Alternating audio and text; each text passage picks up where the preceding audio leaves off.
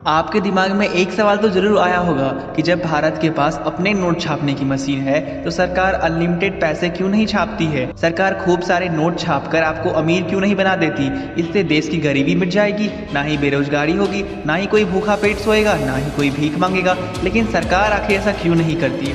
इस सवाल का जवाब जानने से पहले हमें एक फार्मूला को समझना होगा, और वो फार्मूला ये है कि किसी भी देश में बनने वाली गुड्स एंड सर्विस यानी सामान और सेवा की कीमत उस देश की प्रेजेंट करेंसी के बराबर होता है।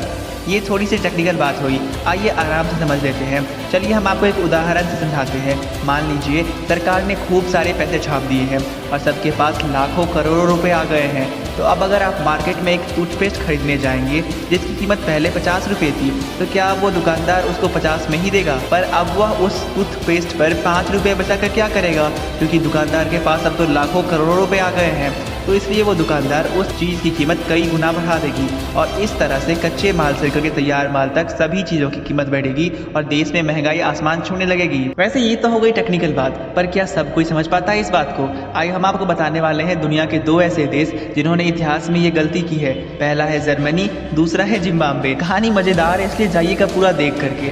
देखिए हुआ कुछ ऐसा था, जब प्रथम विश्व युद्ध हुआ था उस समय जर्मनी की अर्थव्यवस्था चरमरा गई थी, और युद्ध की जरूरत को पूरा करने के लिए जर्मनी ने बाकी देशों से बहुत सारा लोन उठा लिया। पर युद्ध में जर्मनी हार गई, तो हारने की वजह से वह उस लोन चुकाने में असफल हो गया।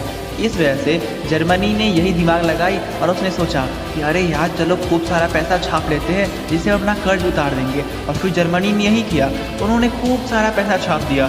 लेकिन नतीजा यह हुआ कि वहाँ की करेंसी का कोई वैल्यू ही नहीं रही और वहाँ की महंगाई आसमान छूने लग गई। कई सालों पहले जिम्बाब्वे ने भी यही गलती की थी।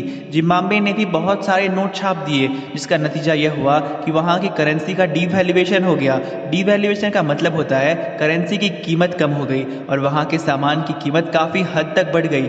इसका फ़ायदा ये हुआ कि वहाँ के लोग जब ब्रेड और अंडे जैसी छोटी मोटी चीज़ों को खरीदने जाते थे तो उन्हें बैग भर के पैसा देना पड़ता था। अब आप समझ गए होंगे कि जितने ज़्यादा नोट छापेंगे उतनी ही ज़्यादा महंगाई बढ़ेगी। ऐसा करने पर उस देश का आसमान छूता स्टॉक मार्केट भी ज़मीन पर आ गिरेगा।